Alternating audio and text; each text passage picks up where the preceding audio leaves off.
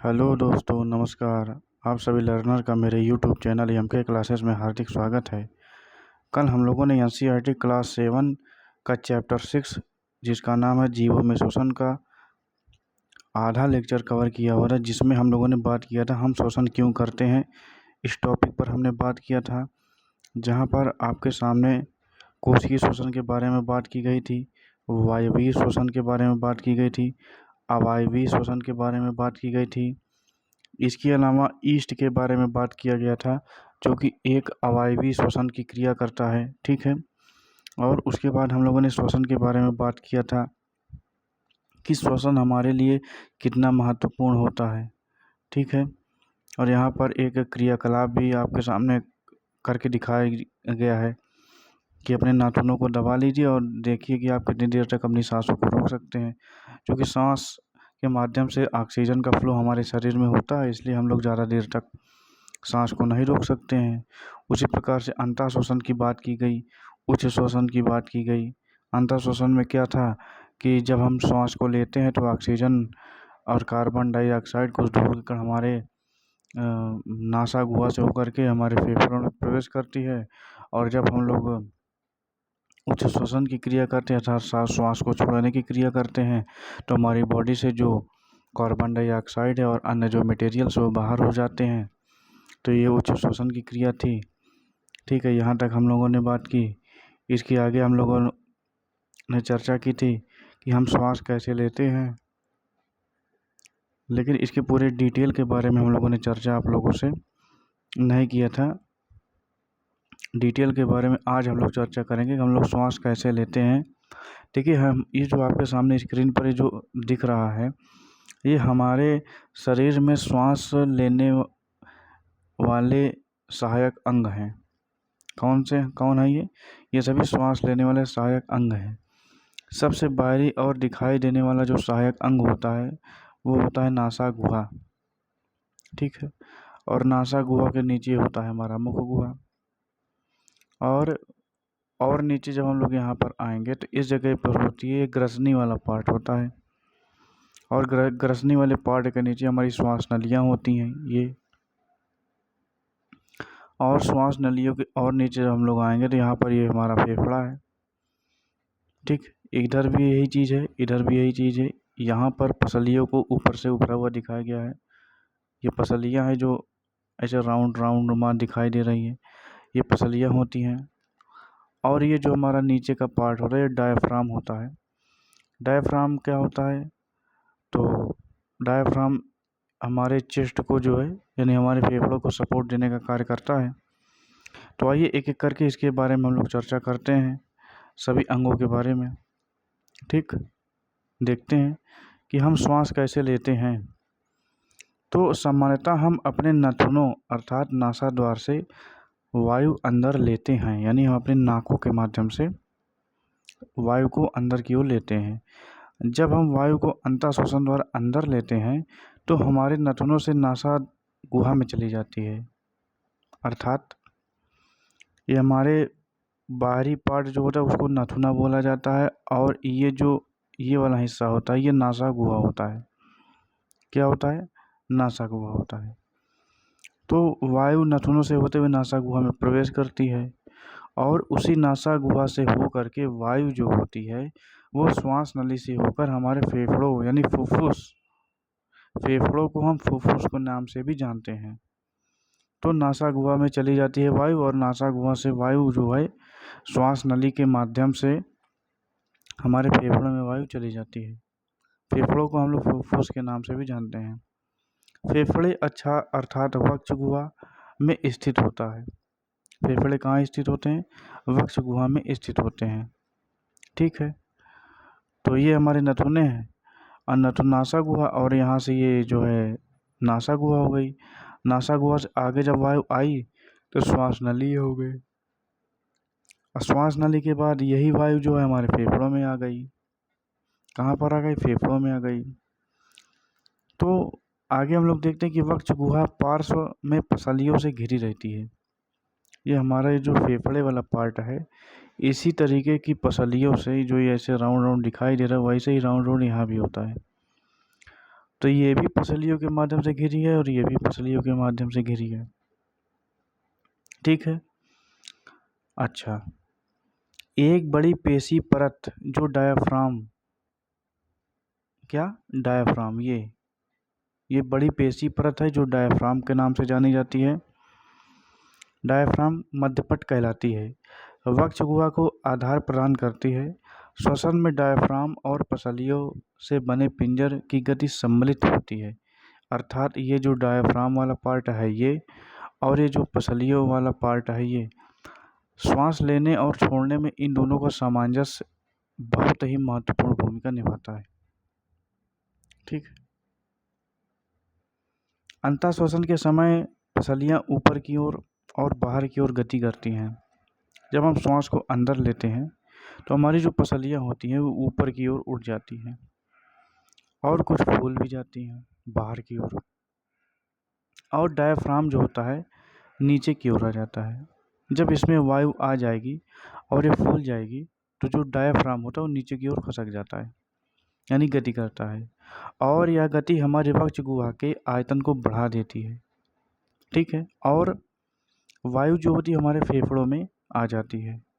वायु जो होती है वो फेफड़ों में जब आ जाती है तो हमारा फेफड़ा जो होता है वायु से भर जाता है। ठीक है।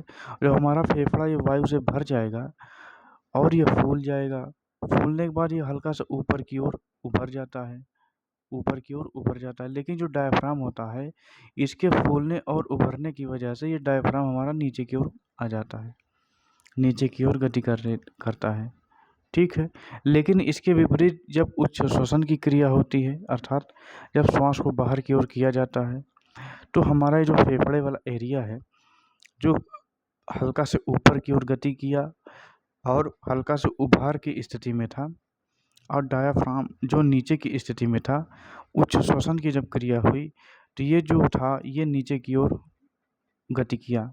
कौन? ये फेफड़ा, दोनों साइड का फेफड़ा नीचे की ओर गति किया, जो उभार था वो नॉर्मल हो गया, और ये जो डायाफ्राम नीचे की ओर था ये डायाफ्राम ऊपर की ओर चला गया। तो इस प्रकार से हम लोग देखते हैं कि श्वसन में और उच्च श्वसन में इन दोनों की क्रिया को संपन्न होने में हमारी जो पसलियाँ हैं, हमारे जो फेफड़े हैं, हमारा जो डायाफ्राम है, हमारी जो श्वास नली है, हमारा जो नासा गुहा है, ये सारे बहुत ही सामंजस्य तरीके से कार्य करते हैं, अर्थात सभी एक साथ कार्य करते हैं, एक बड़ी ही सामंजस्य के साथ कार्य करते हैं। ठीक है। यहाँ पर कुछ इम्पोर्टेंट पॉइंट दिया गया है कि हमारे आसपास की वायु में अनेक प्रकार के अवांछित कण जैसे धूम्र, धूल, परागकण आदि होते हैं। जब हम अंतःश्वसन करते हैं तो ये कण हमारी नासा गुहा में उपस्थित रोमों में फंस जाते हैं। यद्यपि कभी कभी ऐसे कण नासा गुहा के पार चले जाते हैं जब ये गुहा की कोमल परत को उत्तेजित करती हैं, जिसके परिणामस्वरूप हमें छींक आती है। छींकने से अवांछित कण वायु के साथ बाहर निकल जाते हैं। इस प्रकार केवल स्वच्छ वायु ही हमारे शरीर में प्रवेश कर पाती है। सावधानी एक बरतने के लिए बताई गई है, जब आप छींकते हैं तो अपनी नाक को ढक लें, जिससे आपके द्वारा निकाले गए कणों को अन्य व्यक्तियों द्वारा अंतःश्वसन के समय ग्रहण न किया जा सके। तो यहाँ पर छींकने की जो अवस्था है उसके बारे में बताया गया है कि जब हम लोग श्वास लेते हैं तो उसके साथ में धूल के कण हैं, कुछ अवांछित कण होते हैं जो हमारे नासा गुहा में प्रवेश कर जाते हैं। लेकिन हमारे नासा गुहा में जो है क्या होता है कि श्लेष्म होते हैं, यानी श्लेष्म का मतलब होता है छोटे छोटे महीन महीन रोए होते हैं।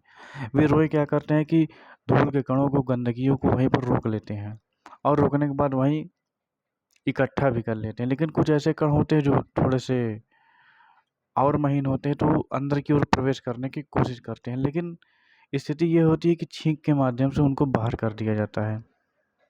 ठीक है। तो इस प्रकार से श्वसन की क्रिया होती है, जिसमें श्वसन, अंतःश्वसन और उच्च श्वसन होता है। ठीक है। श्वसन इस प्रकार हुआ, ये देख लीजिए। यहाँ पर डायाफ्राम नीचे की ओर गति करता है।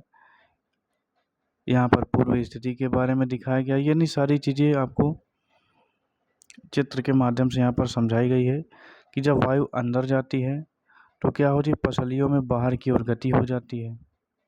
ये देखिए पसलियों में बाहर की ओर गति हो गई, हल्का से उस उभार भी आ गया और इसका जो डायाफ्राम है वो नीचे की ओर आ गया।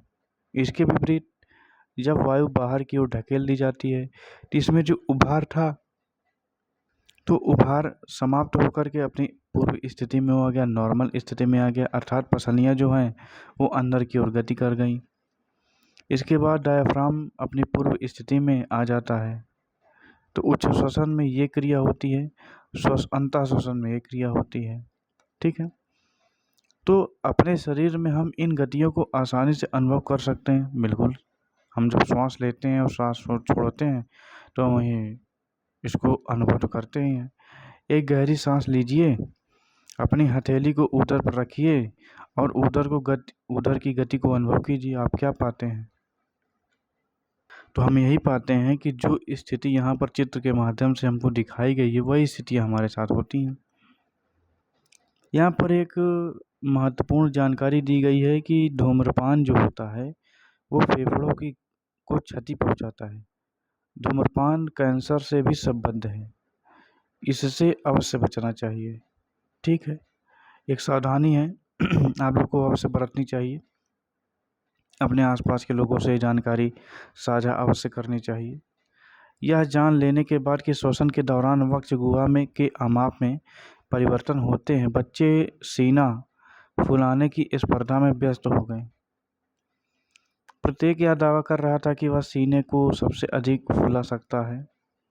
क्यों ना आप इस क्रियाकलाप को एक बार करके कोशिश कीजिए, हो सकता है आपको भी अनुभव हो। ठीक, यहाँ पर कुछ क्रियाकलाप ही दिए गए हैं और एक इम्पॉर्टेंट पॉइंट ये दिया गया है कि हम उच्च श्वसन में बाहर क्या निकालते हैं। जब हम लोग श्वास को अंदर लेते हैं, नहीं अंतर श्वसन की क्रिया करते हैं, तो ऑक्सीजन है, कार्बन डाइऑक्साइड है, कुछ धूल के कण है, वे सभी अंदर लेते हैं। लेकिन उच्च श्वसन के समय जब हम श्वास को बाहर करते हैं तब क्या बाहर निकालते हैं।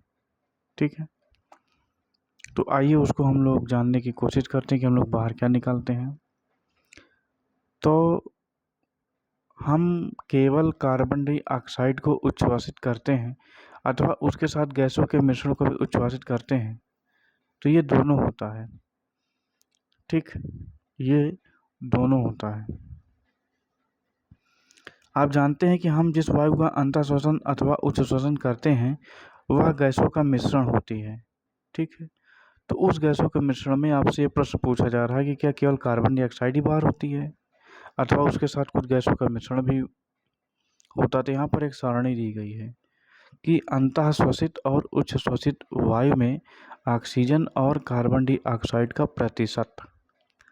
तो अंतः श्वसित वायु में ऑक्सीजन जो होती है वो होती है 21% यानी 21%, और जो कार्बन डाइऑक्साइड होती है वो 0.04% के होती है।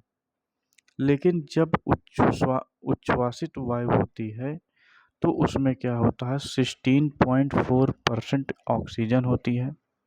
कितना? 16.4% ऑक्सीजन होती है और 4.4% कार्बन डाइऑक्साइड होती है। इस बात को आप लोग ध्यान दीजिएगा। ठीक है, इसी प्रकार से अन्य जंतुओं में श्वसन के बारे में बात यहाँ पर की गई है जो आपके लिए जानना बहुत ही महत्वपूर्ण है। आप लोग हाथी, शेर, गाय, बकरी, मेढक, छिपकली, सर्प और अन्य पंछियों जंतुओं की वक्ष गुहाओं से मनुष्यों की भांति फेफड़े होते हैं, इनमें भी फेफड़े होते हैं मनुष्य की भांति। ठीक, जीव श्वसन कैसे करते हैं इसके बारे में बात यहाँ पर की जा रही है कि जीव श्वसन कैसे करते हैं। क्या इनके भी मनुष्यों के फेफड़ों के जैसे ही श्वसन अंग होते हैं? तो आइए हम लोग पता करते हैं कुछ और जीवों के श्वसन के बारे में जानकारी हम लोग एकत्रित करते हैं और बात करते हैं। सबसे पहला जीव है हमारा कॉकरोच। तो कॉकरोच के शरीर के पार्श्व भाग में छोटे छोटे छिद्र होते हैं। अन्य कीटों के शरीर में भी इस प्रकार के छिद्र होते हैं। ये छिद्र जो होते हैं उन्हें श्वास रंध्र कहते हैं। कीटों में गैस के विनिमय के लिए वायु नलियों का जाल बिछा होता है जो श्वास प्रणाल या वातक कहलाते हैं। ऑक्सीजन संबद्ध वायु श्वास रंध्रों से श्वास नालों में जाकर शरीर के ऊतकों में विसरित होती है और शरीर की प्रत्येक कोशिका में पहुंचती है। इस प्रकार कोशिकाओं से कार्बन डाइऑक्साइड श्वास नालों में आ जाती है और श्वास रंध्रों से बाहर निकल जाती है। श्वास नाल अथवा श्वास प्राण केवल कीटों में ही पाए जाते हैं। इम्पोर्टेंट पॉइंट है कि श्वास नाल अथवा श्वास प्रणाल केवल कीटों में ही पाए जाते हैं। जंतुओं के अन्य समूहों में ऐसी व्यवस्था नहीं पाई जाती। इसके अलावा कछुए के बारे में बात करते हैं तो केचुआ अपनी त्वचा से श्वसन करते हैं। ठीक है, केचुआ कहाँ से श्वसन करते हैं? तो केचुआ जो होती है वो अपनी श्वसन क्रिया जो है अपनी त्वचा से करते हैं। केचुए की त्वचा स्पर्श करने पर आर्द्र और श्लेष्मीय प्रतीत होती है अर्थात गीलापन महसूस होता है। इनमें से गैसों का आवागमन आसानी से हो जाता है। यद्यपि मेढक में मनुष्य की भांति फेफड़े होते हैं तथापि वे अपनी त्वचा से भी श्वसन करते हैं जो आर्द्र और श्लेष्मीय होते हैं। ठीक, उसके अलावा जल में रहने वाले जीवों में श्वसन किस प्रकार होता है? तो मछलियाँ जो होती हैं, मछलियाँ जो है क्लोम या गिल के द्वारा श्वास लेते हैं और ऑक्सीजन को ग्रहण करते हैं। यानी मछलियों में क्लोम या गिल पाए जाते हैं। क्लोम जल में घुली ऑक्सीजन का उपयोग करने में उनकी सहायता करते हैं। क्लोम त्वचा से बाहर की ओर निकले होते हैं। आप सोच रहे होंगे कि क्लोम किस प्रकार श्वास में सहायता करते हैं। तो क्लोम में रक्त वाहिनियों की संख्या अधिक होती है। क्या होती है? क्लोम में, ये क्लोम का चित्र दिया गया है, क्लोम में रक्त वाहिनियों की संख्या अधिक होती है और जो गैस विनिमय में बहुत ही बढ़िया से हमारी सहायता करती हैं। ठीक है, ये रहा जीवों में श्वसन के बारे में, कुछ जीवों के बारे में भी चर्चा की गई। अब हम लोग बात करते हैं कि क्या पादप भी श्वसन करते हैं? तो आपको पादप भी श्वसन करते हैं। अन्य जीवों की भांति पादप भी जीवित रहने के लिए श्वसन क्रिया करते हैं। ठीक है, ये वायु से ऑक्सीजन अंदर ले लेते हैं और कार्बन डाइऑक्साइड को निर्मुक्त करते हैं। इनकी कोशिकाओं में भी ऑक्सीजन का उपयोग अन्य जीवों की भांति ही ग्लूकोज के कार्बन डाइऑक्साइड और जल में विखंडन करने से किया जाता है। पादप में प्रत्येक अंग वायु से स्वतंत्र रूप से ऑक्सीजन ग्रहण करके कार्बन डाइऑक्साइड को निर्मुक्त कर सकता है। बहुत ही बढ़िया पॉइंट है कि पादप में प्रत्येक अंग वायु से स्वतंत्र रूप से ऑक्सीजन ग्रहण करके कार्बन डाइऑक्साइड को निर्मुक्त कर सकता है। अध्याय 1 में आपने पढ़ा हुआ था कि पत्तियों में ऑक्सीजन को ग्रहण करने के लिए रंध्र पाए जाते हैं। और रंध्र कैसे होते? छोटे छोटे छिद्र की तरह होते हैं रंध्र। ठीक है, ये आपको ये जो है दिखाया गया है चित्र के माध्यम से। और ये जो रंध्र होते हैं वो कार्बन डाइऑक्साइड और ऑक्सीजन के विनिमय के लिए बहुत ही महत्वपूर्ण भूमिका निभाते हैं। और इस प्रकार से पादप की अन्य कोशिकाओं की भांति मूल कोशिकाओं को भी ऊर्जा उत्पन्न करने के लिए ऑक्सीजन की आवश्यकता होती है। मूल मृदा कणों के बीच के खाली स्थानों में उपस्थित वायु से ऑक्सीजन ले लेते हैं। क्या आप अनुमान लगा सकते हैं कि यदि किसी गमले के पौधे में बहुत अधिक पानी डाल दिया जाए तो क्या होगा? तो हम लोग इस अध्याय में आपने पढ़ा कि श्वसन एक महत्वपूर्ण जैविक प्रक्रम है। क्या है? श्वसन एक महत्वपूर्ण जैविक प्रक्रम है और सभी जीवों की उत्तरजीविता के लिए यानी जीवित रहने के लिए ऊर्जा प्राप्त करने के लिए श्वसन एक महत्वपूर्ण भूमिका निभाता है। ठीक है, इसी प्रकार से आपने क्या सीखा इसके बारे में थोड़ी सी चर्चा हम लोग करते हैं कि हम लोगों ने क्या सीखा। एक पूरे चैप्टर के एक शॉर्ट में समरी हम लोग जानने की कोशिश करते हैं। ठीक है, आइए देखते हैं। श्वसन सभी जीवों के जीवित रहने के लिए अनिवार्य है। यह जीव के द्वारा लिए गए भोजन से ऊर्जा को निर्मुक्त करता है। अगला पॉइंट है, हम अंतः श्वसन द्वारा जो वायु शरीर के अंदर लेते हैं उसमें उपस्थित ऑक्सीजन का उपयोग ग्लूकोज को कार्बन डाइऑक्साइड और जल में विखंडन के लिए किया जाता है। इस प्रक्रम में ऊर्जा निर्मुक्त होती है। यानी जो ऑक्सीजन हम लोग ग्रहण करते हैं उसका भोजन पर क्या प्रभाव पड़ता है, तो वो ग्लूकोज के विखंडन में मुख्य भूमिका निभाता है। अगला पॉइंट है, ग्लूकोज का विखंडन जीव की कोशिकाओं में होता है। ग्लूकोज का विखंडन जीव की कोशिकाओं में होता है, जिसे कोशिकीय श्वसन कहा जाता है। यदि भोजन यानी ग्लूकोज ऑक्सीजन के उपयोग द्वारा विखंडित होता है तो यह वायवीय श्वसन कहलाता है। यानी कि यदि भोजन यानी ग्लूकोज ऑक्सीजन के उपयोग द्वारा विखंडित होता है, ऑक्सीजन के उपयोग द्वारा विखंडित होता है तो यह वायवीय श्वसन कहलाता है। यदि विखंडन ऑक्सीजन की अनुपस्थिति में होता है, यानी ऑक्सीजन नहीं होता है हमारे सेल्स में, तो क्या होता है, वो अवायवीय श्वसन कहलाता है। अगला पॉइंट यह है कि अत्यधिक व्यायाम करते समय जब हमारी पेशी कोशिकाओं में ऑक्सीजन की आपूर्ति अपर्याप्त होती है तब भोजन का विखंडन अवायवीय श्वसन के द्वारा होता है। और आगे हम लोग चर्चा करते हैं, सांस लेना श्वसन प्रक्रम का एक चरण है जिसमें जीव ऑक्सीजन समृद्ध वायु को शरीर के अंदर लेता है और कार्बन डाइऑक्साइड समृद्ध वायु को बाहर निकालता है। गैसों के विनिमय के लिए विभिन्न जीवों में श्वसन अंग भिन्न भिन्न होते हैं। जैसे मनुष्यों में फेफड़े होते हैं, कॉकरोच अपने शरीर में उपस्थित छिद्रों के माध्यम से श्वसन की क्रिया करते हैं। केंचुए जो होते हैं वो अपने शरीर की उसके शरीर में जो त्वचा उपस्थित होती है उस त्वचा के माध्यम से श्वसन की क्रिया करते हैं। जो मछलियाँ होती हैं वो क्लोम अर्थात गिल्स के द्वारा श्वसन की क्रिया करती हैं। इसके अलावा जो वृक्ष होते हैं वो रंध्रों के माध्यम से श्वसन की क्रिया करते हैं। तो अलग अलग जीवों में श्वसन की क्रिया अलग अलग प्रकार से होती है। और आगे देखते हैं, अंतः श्वसन या निश्वसन के समय हमारे फेफड़े विस्तारित होते हैं और उच्च श्वसन के साथ ये अपने मूल अवस्था में आ जाते हैं। अगला पॉइंट है, शारीरिक सक्रियता के बढ़ने पर श्वसन दर बढ़ जाती है। बिल्कुल, हम लोग जब अत्यधिक मेहनत करते हैं, दौड़ भाग करते हैं, तो हमारा जो श्वसन दर है वो बढ़ जाता है। गाय, भैंस, कुत्ते, बिल्ली जैसे जीवों में श्वसन अंग और श्वसन प्रक्रम मानव के समान ही होते हैं। अगला पॉइंट दिया गया कि केंचुए में गैसों का विनिमय उसकी आर्द्र त्वचा के माध्यम से ही होता है। मछलियों में यह क्लोम और कीटों में श्वास प्रणाल से होता है। अगला पॉइंट दिया गया कि पादपों में मूल मृदा में उपस्थित वायु को ग्रहण करती है, अर्थात पादपों में मूल मृदा में उपस्थित वायु को ग्रहण करती है। पत्तियों में नन्हे छिद्र होते हैं जिन्हें रंध्र कहते हैं, जिनसे गैसों का आदान प्रदान अर्थात विनिमय की क्रिया होती है।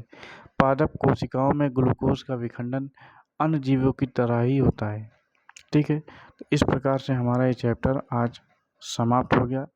इसका आधा पार्ट जो था हम लोगों ने पिछले वाले वीडियो में कवर किया हुआ था और आज के वीडियो में हमने उसके और बचे हुए आधे पार्ट को कवर किया हुआ है। इस प्रकार से हमारा ये चैप्टर 6 जिसका नाम है जीवों में श्वसन समाप्त होता है।